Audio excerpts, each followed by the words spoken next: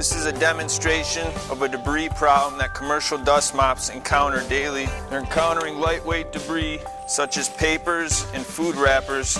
I've developed an attachment for your commercial dust mop that will clip onto the front and allow the user to make one pass, cleaning their hallways more efficiently. If this material isn't picked up, the floor scrubber will suck it up, causes issues with the vacuum parts. This attachment will quickly and easily snap directly onto the frame.